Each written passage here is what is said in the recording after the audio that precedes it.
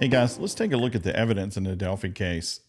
You've probably seen this Daily Mail article that came out the other day that purported to tie up everything with sources close to the case saying that Ron Logan and Kegan Kline and Richard Allen, that they all knew each other. They were all connected. This was a plot that they had to exploit these girls, and it went wrong, and everybody's connected, and there's lots more evidence than what you know about. So there you go. There's all the answers.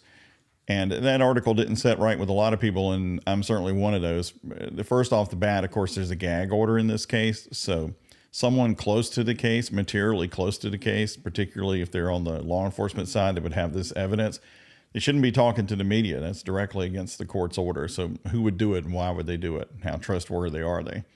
I don't know. But then second, downstream from that is, how much sense does all this stuff make? Like, can you really just tie all these things up together in a bow? The cat fur, the alleged communications between all these people. I don't know. I don't buy that article. I'm sorry, but I thought, what that ought to do is spur me to look at the evidence again and test my thinking, the theory they had in the article, and also some of the comments people have made on other videos, and just look at this thing in kind of a matrix format. So looking at it here, I think there are kind of 5 areas to look at, and that's before the girls got to the bridge, then when they got there and they're abducted, then there's the crime scene, and then there's directly after the killings, okay? And then the character of the people who may be involved. Does it suggest involvement in this kind of thing or not? So the Daily Mail article mentioned 3 people that we've all heard of. Richard Allen, who of course has been arrested with the police saying that he was responsible for the abduction, at least, of the girls off the bridge and taken to the crime scene. There's Ron Logan, who owned the property and was the subject of a search warrant with some suspicious, shady behavior. And of course, there's Klein, who was in communication with at least one of the girls before the murders occurred, trying to exploit her as well as other girls for indecent things and stuff like that. And there was a potential that a meeting was set up. That was certainly part of the interrogation he was involved in. So looking at this, you'd like to be able to take one person and go across the whole way and say, well, this person set up a meeting. This person showed up and abducted the girls. This person was the one who murdered them. This person escaped this way and we tracked them, and they're known to be a bad person. If you had all 5 of those things, that would be kind of the strongest case, right? But the problem is, when you look at this, you don't have an individual character who ticks all those boxes. And not that you have to, we'll get into them a little bit more detail, but that would be the easiest case. And what the Daily Mail article did is take these 3 people in the aggregate and say, well, if you combine them all, you have everything. You have pedophilia, you have violence against women, you have communication before the crime, some weird communication after it, you have people at the scene, the property, you have all the things that you need, that if these 3 guys are together, there are no more mysteries with this. But yet I think that kind of explanation creates more mysteries than it resolves. So let's look at the first piece of this, which is before the bridge. There's only one person showing up here, and that's Klein. And that's because he ran the Anthony Shots account that was communicating with lots of underage girls, but especially the victims in this case. So he was known to be doing that and potentially even setting up a meeting. Boy, is that awful and suspicious. The problem is, when you move across, there is no evidence that he was involved in the abduction, and he doesn't match the video of the person on the bridge. There's no evidence he was at the crime scene. So he's not the one who did the murders, or at least not, there's no proof of it. There's just 0 proof of that. After the killings, he shows back up again because he's on this Anthony Shots account, or at least maybe it's him, it's his account that was being run, that allegedly mentioned to someone that, hey, yeah, we were supposed to meet, but she didn't show up, right? So if that happened, that also continues to be suspicious on his part, because he was known to be talking about a meeting just before the murder and talking about a meeting just after the murder. Well, that's terrible. Then, of course, there's a red Jeep rumor that he was confessed to somebody that he was waiting in a red Jeep while the crime was occurring via other people. That hasn't been confirmed to anything I've seen. But the Anthony Shot stuff is a lot more known and confirmed, I think. And of course, he has a terrible character. He's in a jail right now waiting trial on awful things to do with minor girls. So he's everywhere you'd want to see somebody on this case as a suspect, except at the scene of the abduction and the crime scene itself. So I just don't think he did it. I don't think he was there, and I don't think he did it. So let's step it down to Ron Logan, because they did a search warrant on him, and he's another shady character. He had a violence against women past, pretty extreme. Well, there was no known evidence that he had been in communication with the girls before The incident took place before the murders took place, so he's a 0 there. But in terms of the abduction, there were 2 people who told the police, yeah, that looks like him in the little video that Libby took. So, okay, there's somebody who people have said, yeah, I think that could be him. People have said, well, why doesn't anybody recognize him? Well, some people told the police, yeah, I think that's him. In fact, in the search warrant, the police said they had 15 tips about this guy altogether. They also said his phone was pinging in the area around 2:09, which of course is just minutes before the abduction occurred. Well, that's all pretty strong evidence, right? That looks bad for him. One thing that diminishes the phone situation is, of course, his property was there. He lived on the other side of the bridge. So I don't know how exact that was. They were trying to get a search warrant. So they were, that was their objective there, was to get a search warrant, put everything out there against him that they could. Nevertheless, that is bad.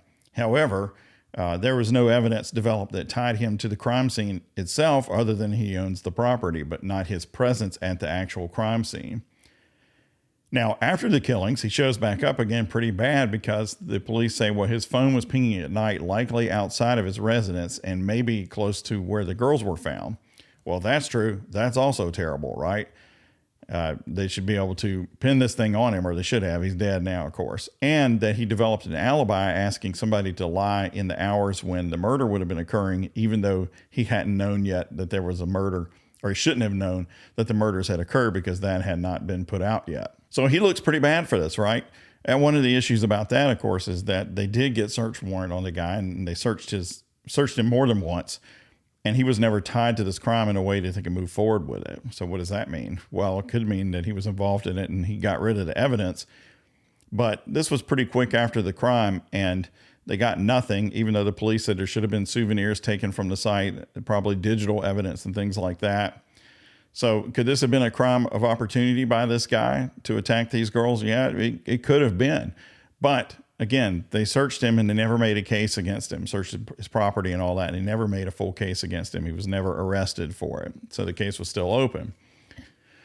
Then kind of out of the blue, here comes Richard Allen. Well, he doesn't own the property. He's not connected or suspect in any way in this case. I mean, look, there are a lot of bad people in the orbit around these girls. There were a lot of bad actors, criminals, people that could have been good for this crime.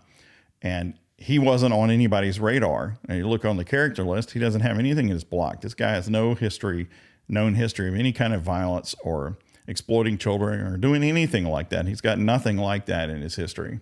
Before they get on the bridge, likewise, there's no known communication between this guy and the girls. It's not like the parents came up and said, well, yeah, he worked at the CVS and he did talk to them a lot, or we always took our pictures to him. There's nothing. There's no indication that he talked to them before they got on the bridge. So if he is responsible for it and you can't tie him to someone else, this, I suppose, is a crime of opportunity. But he is tied to the abduction and the crime scene, and that is what is outlined in the probable cause affidavit for his arrest.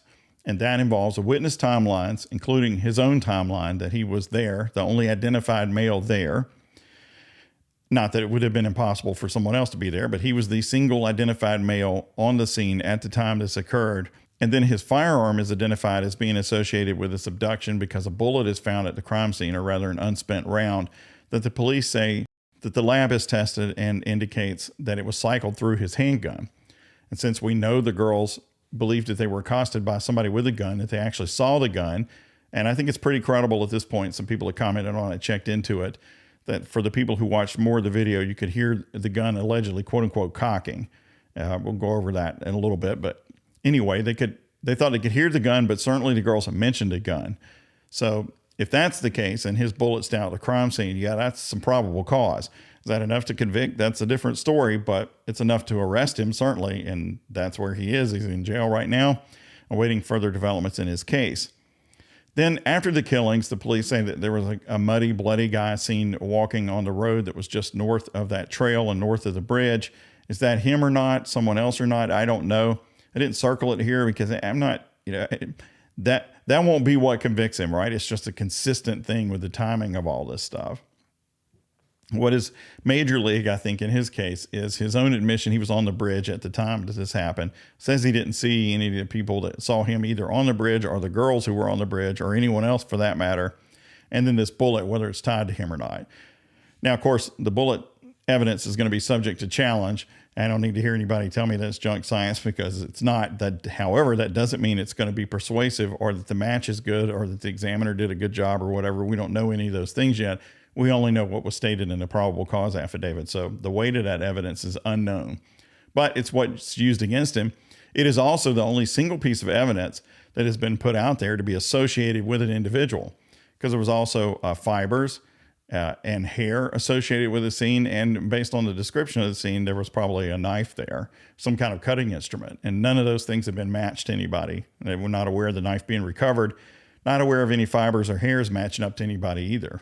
That was certainly one of the subjects of the Logan search warrant, I'm sure, because they mentioned his farm animal stuff and things like that. So if they had found hairs there relevant to his farmyard, you'd think that would have gone somewhere, but it didn't. So out of these three guys, you have one who's tied to the crime scene by a very small piece of evidence, maybe or maybe not important in the end, but that's it. The other two guys are not tied to the scene at all.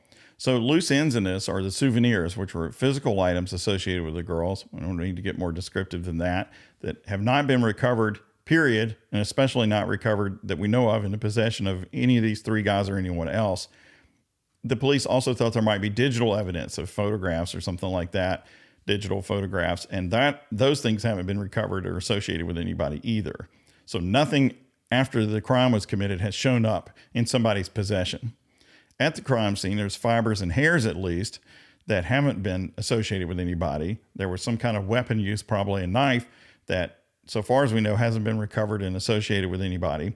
They kept this bullet secret right up until they wanted to arrest Richard Allen. So for all we know, there could also be some further evidence from the scene that we don't know about that hasn't been associated with anybody, at least enough to arrest anybody. Speaking of that, could there be footprints? Yeah, maybe, right? Who knows, right? Could there be any other fingerprints, something like that? Yeah, possibly, because remember, they don't allege in the charges against Richard Allen that he actually murdered these girls, just that he was involved in the felony murder, which is just as serious a charge, but it's different because they're saying he's the one who kidnapped them, brought them to the scene.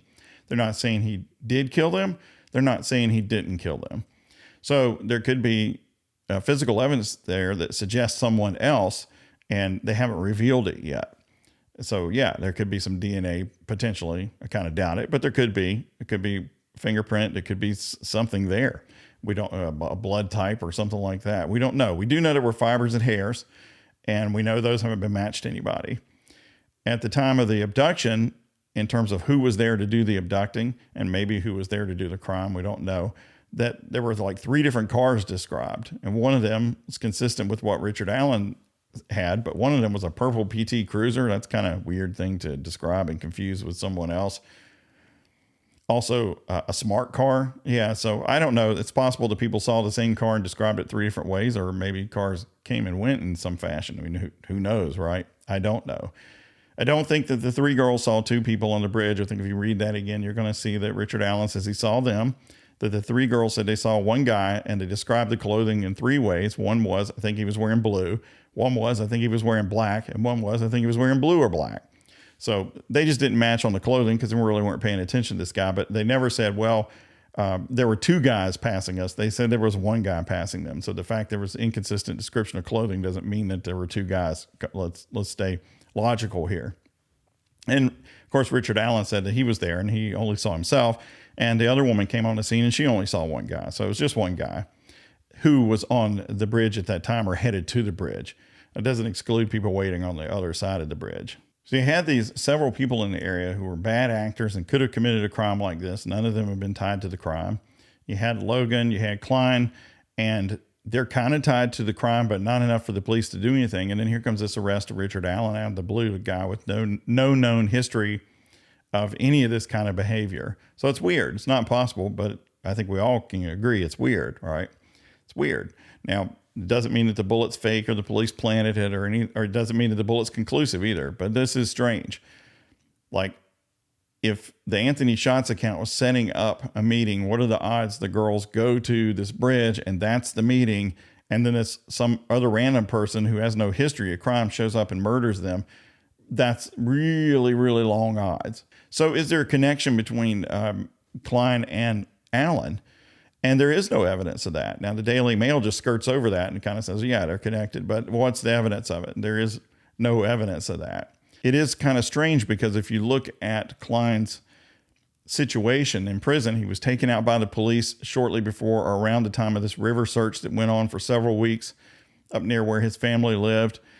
And then only a few weeks after that, Richard Allen is arrested. So some people say, and in fact, Daily Mail says, well, this arrest of Richard Allen comes from this cooperation by Klein. Does it? Maybe. I mean, again, it seems like another coincidence. But if that's true, and Klein were able to put Allen there by saying, well, yeah, I know he did it. Well, how do you know he did it? Were you the guy who provided the meeting information? Did you have some communication with this guy? And why isn't anything like that mentioned in the probable cause affidavit? Anything at all? Because that would certainly tell the public, if it were in the probable cause affidavit, and the judge who was issuing the warrant for arrest, this guy did it. You could just say, well, Klein said that he provided him this information, and the digital record supports that he did send this meeting information to Richard Allen. Or Klein provided his telephone and showed that they'd had phone calls together, and this supports the fact that he says he told him about the Anthony Schatz account. There's nothing like that. Doesn't mean it doesn't exist, but there is no evidence anywhere, not in the PCA, anywhere else, that connects Klein to Richard Allen before this abduction occurs. So you had these bad actors swirling around the girls, and here comes Richard Allen, allegedly, out of the blue, who shows up on the bridge and abducts these girls and takes them down to the murder scene. Whether he kills them or not, he clearly, according to the police, was the one who did this, and did it alone, they say, on the bridge. So while that seems strange on the face of it, it's not a conspiracy theory to sit there and think, well, this guy didn't just come out of nowhere and do this by himself. If he were even the guy who did it, this was something worse than that. The district attorney, the state's attorney, is telling you that, is agreeing with that, is putting that theory out there. They have said that they believe there's more than one person involved in this. They used that allegation as a factor to try and keep the probable cause affidavit sealed, that they wanted to prevent that because they think there are other actors. Now, of course, we ended up seeing the probable cause affidavit except for identity of witnesses, and that became more interesting when you look at it in the context of what's the nature of this second actor involvement, and why would you want to keep it secret? So what could another actor be involved in if Richard Allen did what the state said he did, or whether it was someone else, but somebody did what they said, which is abduct these girls off the bridge and take them down the hill? You could have had another actor involved in the planning of this, the setting up the meeting. Okay, that's where Klein can come in, right? That he got the girls there, provided the information to the people who were going to be involved in the crime. But there's no evidence of a connection between those people. So it also could be random, right? We don't know. But that's something another actor could do. The other actor could be actually involved with the murder. So if it were Richard Allen or someone else on the bridge who takes them down the hill to wherever the crime scene is there someone else there? Was there someone else waiting at the bottom of the hill or on the driveway there or across the river or somewhere else who was actually involved in the murder, maybe even committed the murder? Can't rule that out. And we can't rule it out for one reason, because the only known physical evidence the police say matches to Richard Allen. They don't say it matches to somebody else. And there are hair and fibers there that they don't match up to Allen or anyone else. So there could be someone else at the scene. And while it took some time to get them down there, and it took some time for whoever did this to get away, it was a lot of time to spend at a crime scene. It is not as remote as it seems at first glance. It's really not that safe a spot to be committing a crime at. It's because there are trails around it in different directions. So that's weird. So some people have raised the specter of, well, were the girls directed to another location and things occurred and then maybe murdered back down there across the creek, brought down there, and then that's where they were killed? Because I think the evidence suggests strongly from what the police have released that the murder occurred at the scene that they're in. There's not another murder scene there, that the bodies were moved and staged, but within that limited area. It doesn't rule out that they were taken somewhere else, because by my own calculation, I think it's 70 or 80 minutes available. That is a long time. However, that doesn't mean they were taken somewhere else. That to me still seems an unlikely scenario, but I wouldn't rule it out because it is dangerous to have kept them where they are. And they were not that far to get up to the cemetery or over to someone else's place if they did want to move them somewhere. So who knows on that one. The other actor could have also been involved after the murder, helping with an escape, helping destroy evidence, something like that. Maybe that's what they mean, helping to deal with the souvenir stuff. No evidence of that either. The only person we have involved in this after the fact is Kegan Kline again, because of the electronic evidence of him communicating with the Anthony Shots account, saying that, yeah, we were supposed to meet up, but we didn't. He says he didn't do that, but the police say that message occurred and it was his account. But there's no evidence that ties him to any electronic data souvenirs to this, or electronic evidence, or distributing it, or having it. Nothing like that. The only evidence attaching him to the crime scene after the murder is the alleged rumor that he was waiting on people in a red Jeep. But if that's not confirmed, then he can't really go with that. So he's there after it, but that's it. And I still don't see a connection between he and Richard Allen. Like, how do these people know each other? There's no allegation of that. The muddy, bloody guy, was that Richard Allen or somebody else leaving the scene? Somebody by themselves walking down a road?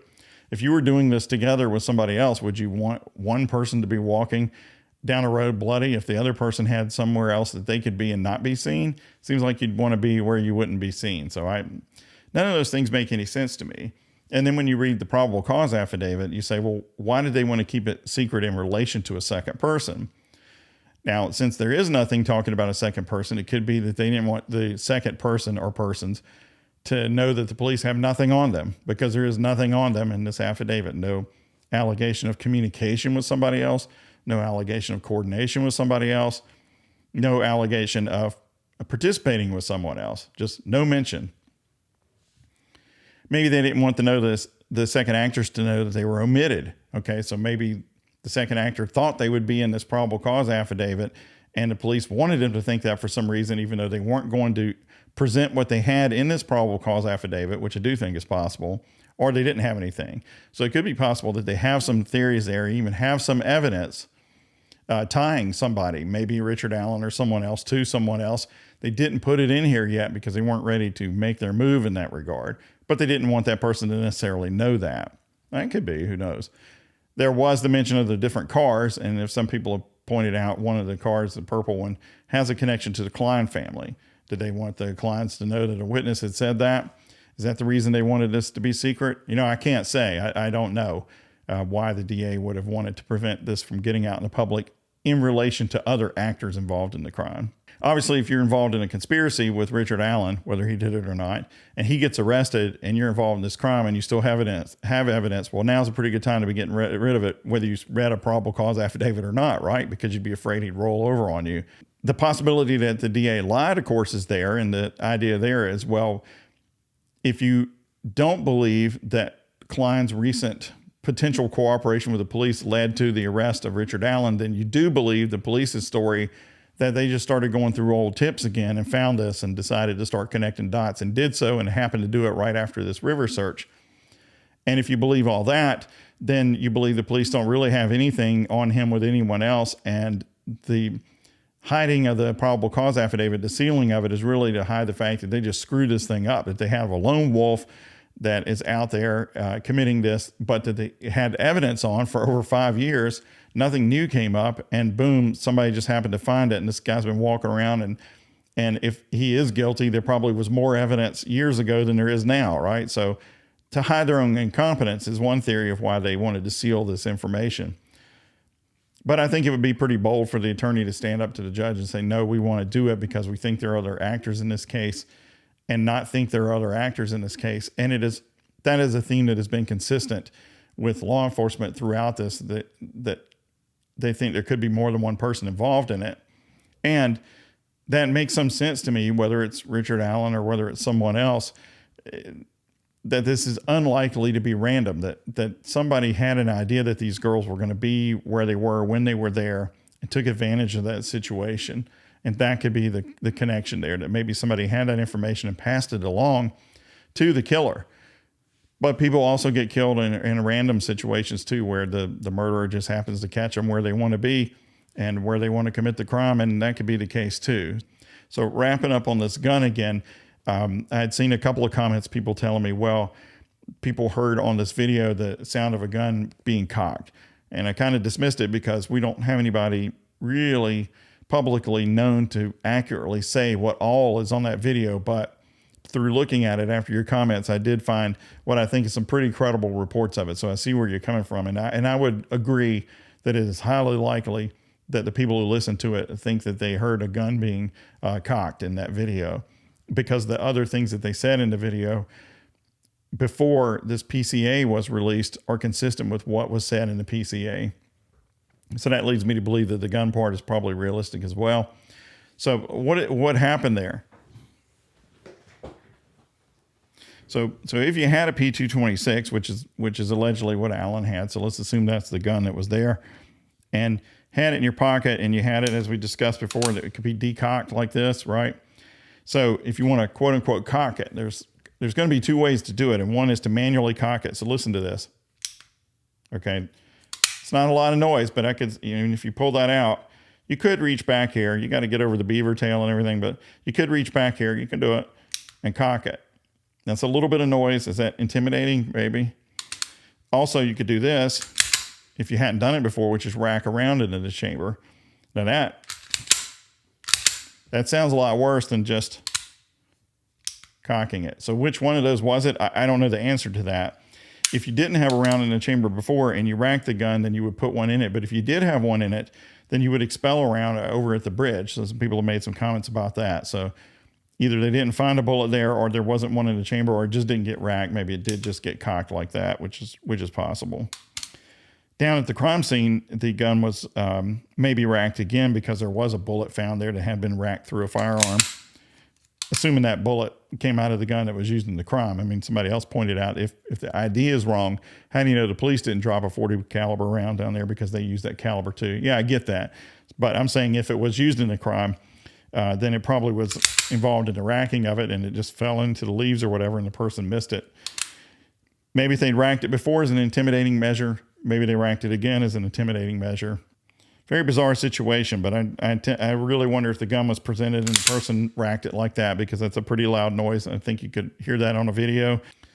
As I think we all agree, we hope they get the right person or persons involved with this and hang them as high as they possibly can. What was done was evil. That's why people are looking at this case. That and the fact that these girls got a video of the person who was first responsible for the murders.